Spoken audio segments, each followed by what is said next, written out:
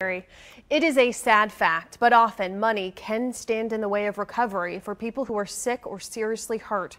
And that was the case for one Northland teen who was paralyzed in a car wreck.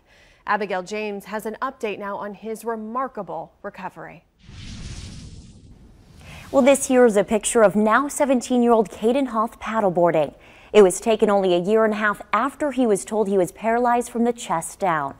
He credits his physical therapy for the incredible strides he's been able to make in just this short time. Caden Hoff says he couldn't do much by himself after the accident. I had no function. Somebody else was feeding me. I couldn't walk at all. I couldn't sit up. Paralyzed from the chest down, his mother Tracy Hoff says doctors weren't sure if he'd be able to walk again. They told us, we don't know.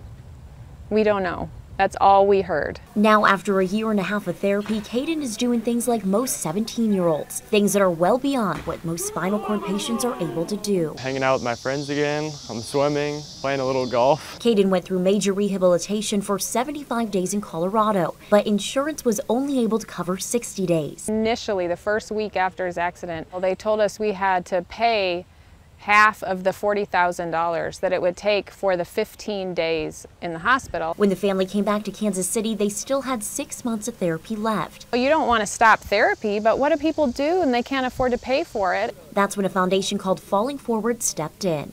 They provided funds for rehabilitation after insurance benefits ran out. No matter what, you're going to do anything you can for your child and get them the best that you can. So to not go in debt to do that, I mean, it's just a blessing to not have to worry about it. Caden's therapy challenged and pushed him to do things like jumping rope and even rock climbing. I was like, can I really do this? Well, so far, Falling Forward has funded the recovery of 73 people. The foundation also makes trips to Washington, D.C. to push for legislation that will eliminate therapy caps and make sure everyone gets the rehab they need to recover, just like Caden. In studio, Abigail James, KC TV5 News.